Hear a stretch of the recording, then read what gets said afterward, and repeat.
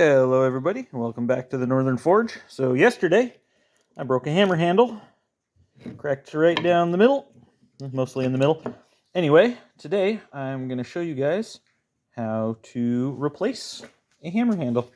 Alright, so I'm going to be replacing, this was a hickory handle purchased. I bought the wood from the store. I'm going to be replacing it with this birch, because birch is really the only reliable hardwood that grows in my area, and so I want to test out, see how this holds up, see if it could be a reliable hammer material in the future.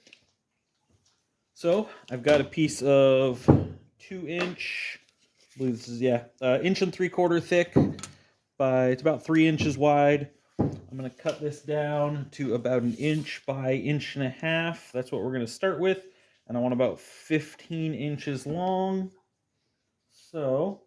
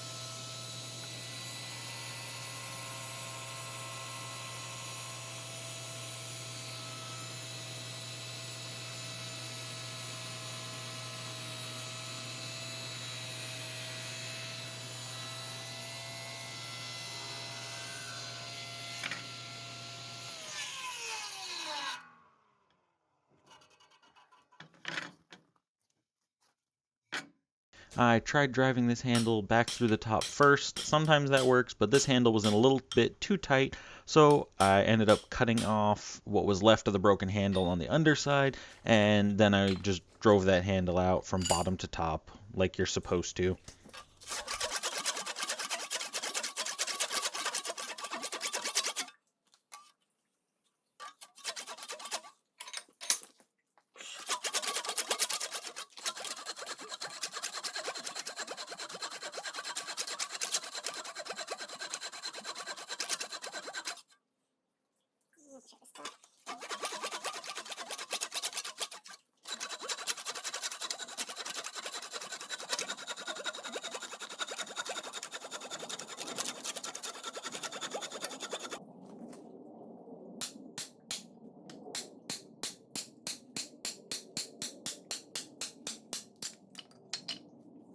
Next step is to set the hammer head on top of the new handle.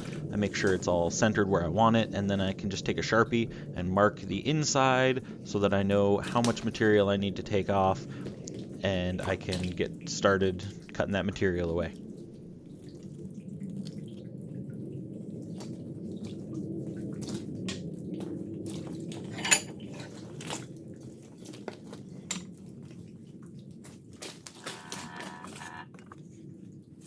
I'm going to start with a draw knife, shaving off wood until I start to get close to that line that I drew on top.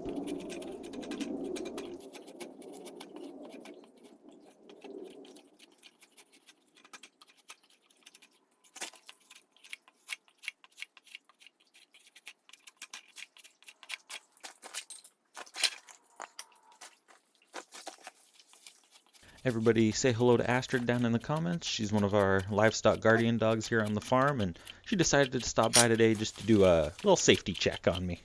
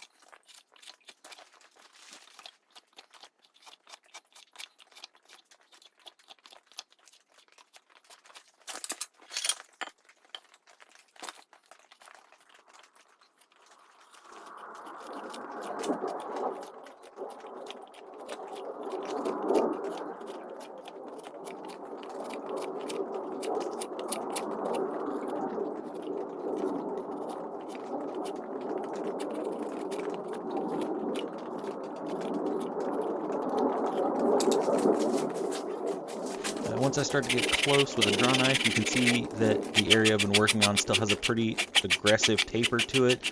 That's unfortunately one of the things that's hard to get rid of with the draw knife. So I'm going to switch over to a rasp, and I'm going to use that to work down the tapered area until it's more straight and I can get the entire thing inside the hammerhead.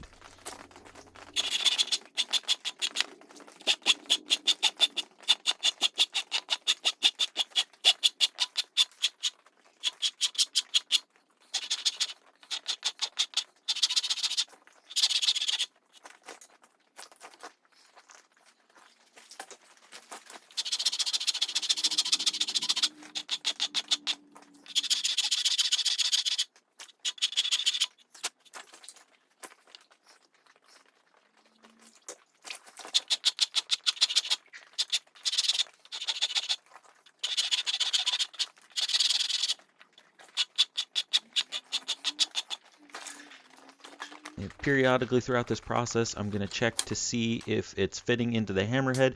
I want to make sure that I don't take off too much material, because once you've taken off too much material, you're kind of screwed. You pretty much just have to start all over. It's compressed it a bit. So now I can tell where it needs to come down more.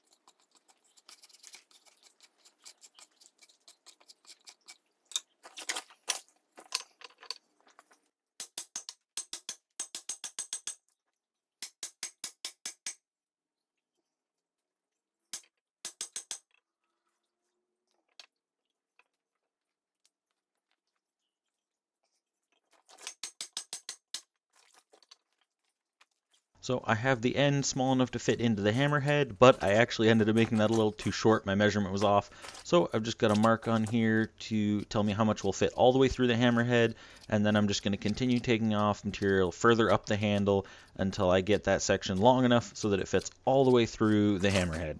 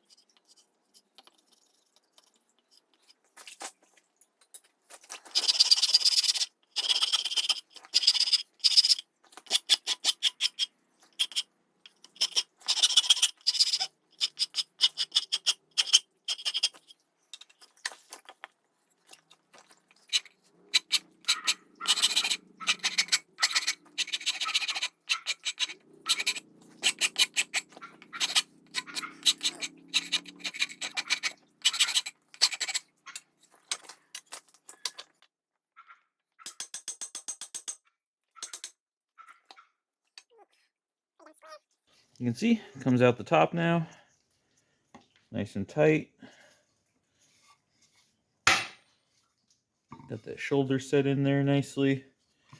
So next step, we got to cut a slot right up here for our wedge, and then I'm actually going to do some of the shaping on this handle before I put it in.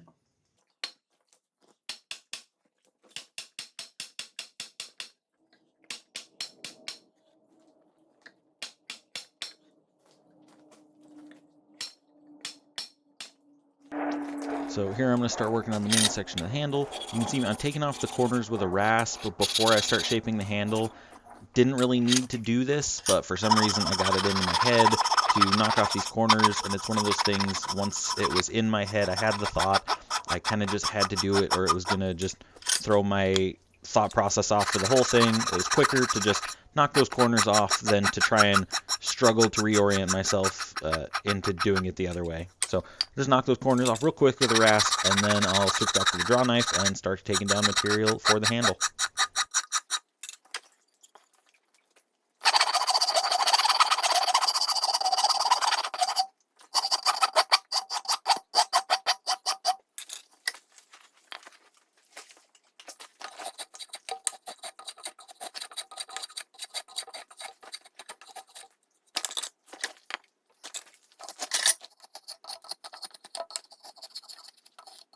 Since I'm doing all the shaping for this handle by eye and by feel, I want the handle to fit perfectly in my hand. I'll start just by taking down the corners. I'll get the final shape that I'm looking for, and then I'm going to take down the flats and work it down to the final size. And I'm just going to be periodically checking, just holding on to that as if I were holding a hammer, and going in small increments until I get it to a spot where it's comfortable in my hand.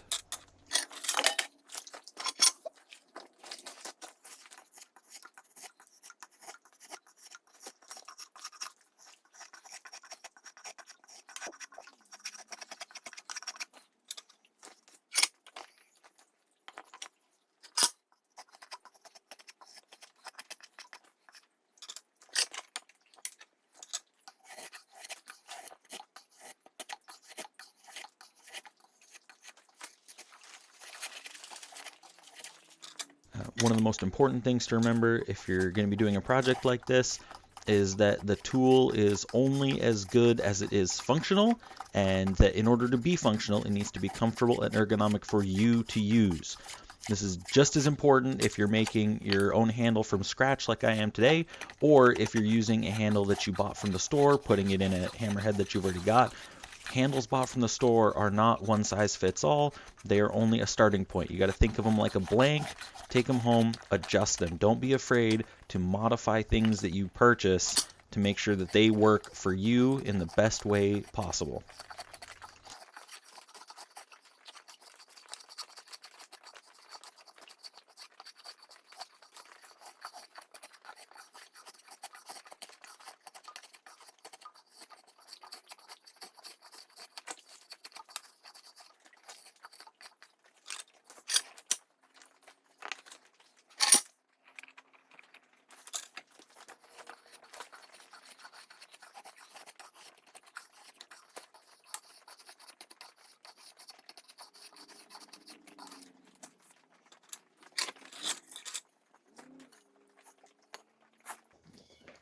So you can see that, there it is. You see that shape taking place on the end. You got flat, kind of flat, and then these corners for comfort. These corners are for taking way back. So I'll flip it around in the vise, and I'm going to work my way all the way up. I'm going to leave it a little thicker right here just because my hand's never going to get up there, so might as well leave a little bit more meat there. But other than that, from probably about here back, I'll bring it all the way down to match so that my hand can go anywhere along this length. Do it this way. And I want my drop.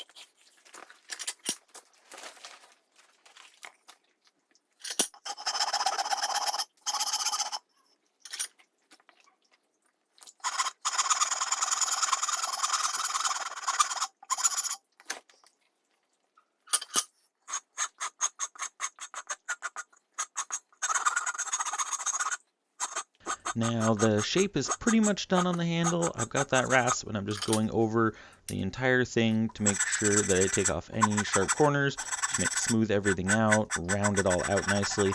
The rasp does leave a pretty fuzzy texture over the wood, but that should all burn off when I scorch the handle later on, so I'm not going to worry at all about smoothing any of that out.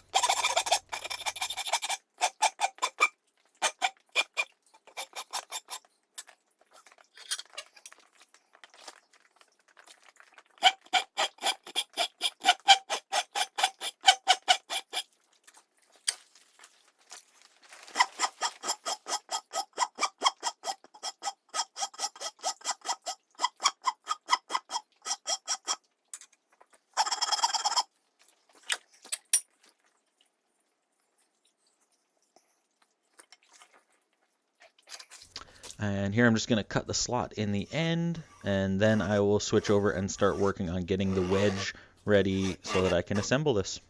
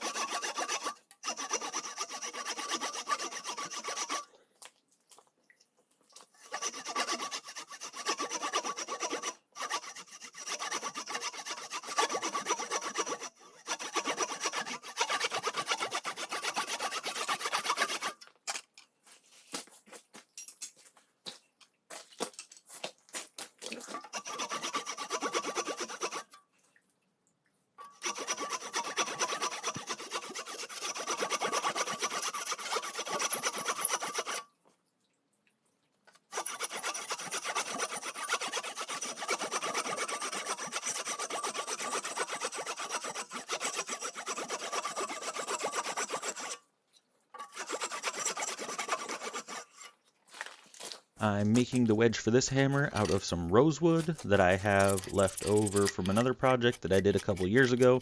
This is a really hard wood, so I'm just going to take my time with the draw knife, shave it off a little bit at a time. Then, just like with the handle, I'll switch over to the rasp because the draw knife brings or leaves a pretty aggressive taper. The rasp will let me bring that taper up with a shoulder, so then I can cut it off without wasting a bunch of material.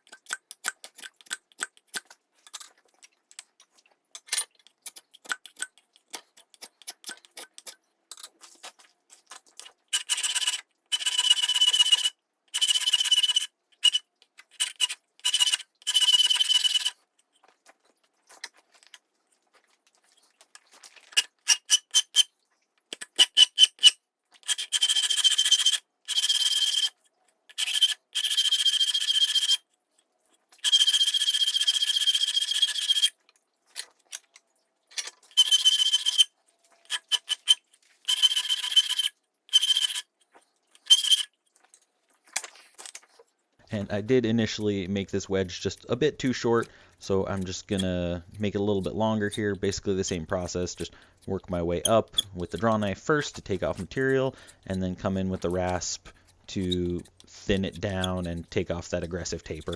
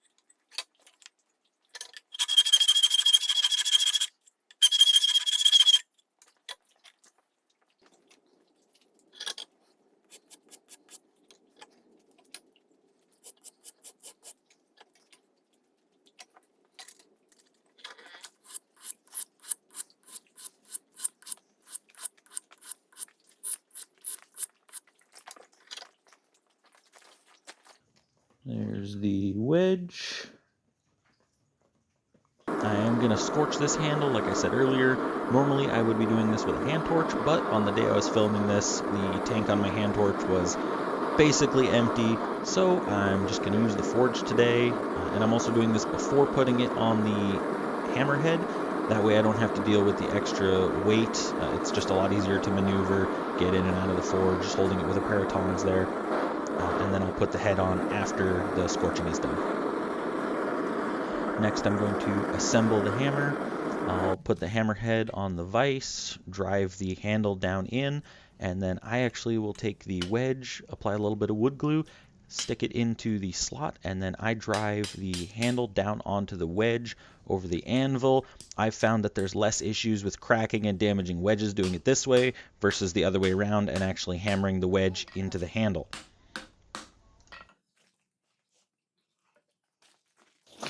Alright, that went all the way in that time. Let's see. Nice and handled.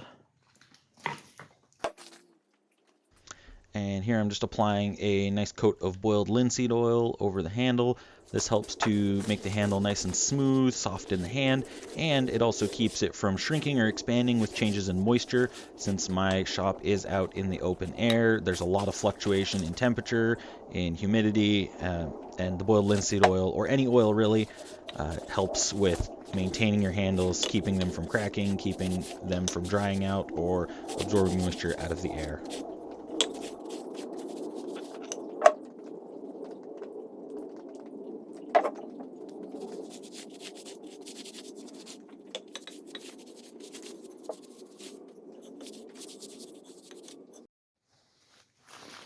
Alright, so my camera died there, but you didn't really miss much. All I did was I put a couple more coats of boiled linseed oil on the handle. Basically, I just go until it stops soaking in, wipe off the excess, and then sometimes I'll come back and do another coat. This one I didn't really feel like I needed to. Feels nice and smooth, nice and oiled. Then I let the glue up here dry 24 hours. And you can see it's a little bit shiny because I just barely added some oil to the top just to keep any moisture from leaking out that way. You don't want moisture to leak out of your wood because it will shrink, and the oil helps to keep it from shrinking, but it'll also expand it if it is dried out. I also oiled up the end. See, that's nice and dark, matches the rest. This handle will get a bit lighter over time as I use it because the burned sections are going to be slightly softer. So my hand will actually rub that off, and it'll create what I think is a really nice pattern of lighter and darker. I think it looks really good, but that is how you put a new handle in a hammer. If you enjoyed watching this video, go ahead and leave a like, leave a comment with what you'd like to see me do next, and subscribe so you don't miss out. Have a wonderful day.